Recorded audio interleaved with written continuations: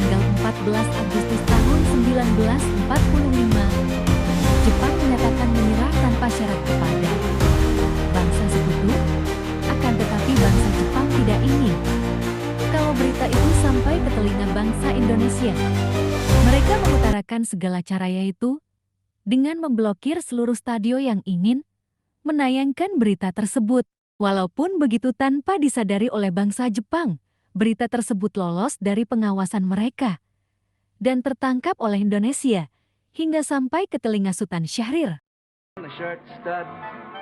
Polishing my nails, I'm stepping out, my dear, to breathe an atmosphere that simply reeks with class.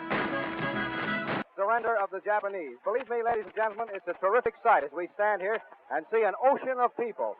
The white hats of sailors standing out predominantly in the sea of heads that we can see both to our right and to our left.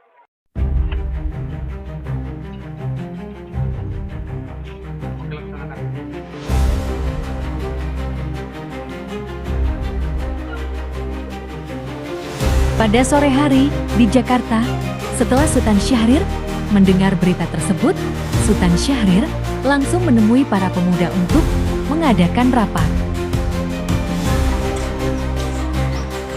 Assalamualaikum warahmatullahi wabarakatuh. Waalaikumsalam warahmatullahi wabarakatuh.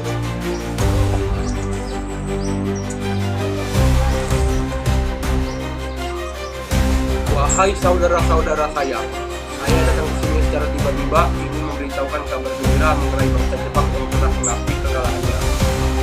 Kabar gembira yang Anda kabarkan. Oleh karena itulah, di sini waktu kita yang tepat untuk memproklamasikan kebangsaan negara Indonesia. Setuju.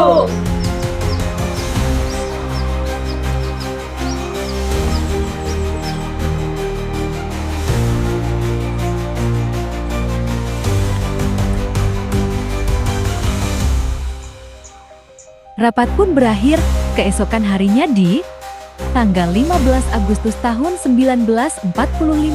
Para pemuda pergi ke kediaman Soekarno bermaksud untuk menyampaikan hasil keputusan rapat yang telah mereka lakukan semalam di Jakarta pada tanggal 14 Agustus tahun 1945.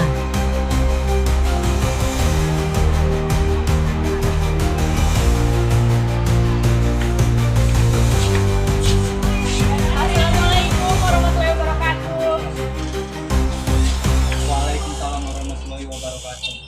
Permisi Bu, maaf mengganggu. Kami di sini ada hal penting yang ingin disampaikan.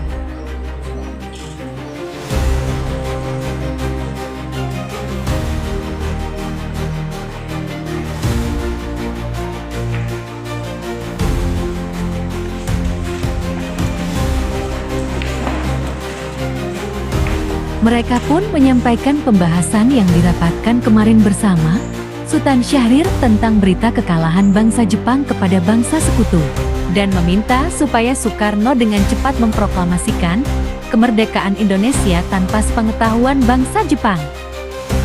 Akan tetapi perbincangan mereka pada saat itu bersama Soekarno berakhir gagal.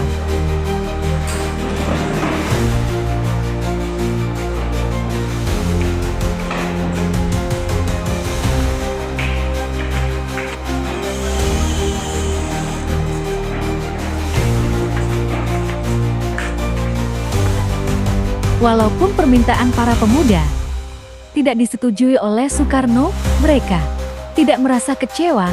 Akan tetapi, mereka malah menyusun suatu rencana untuk menculik Soekarno dan Hatta keesokan harinya.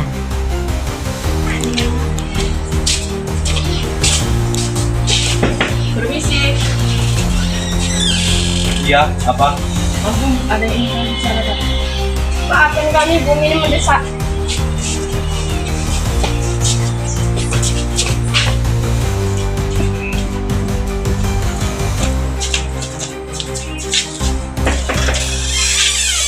Kamu harus ikut kami ke Rengas Dengklok.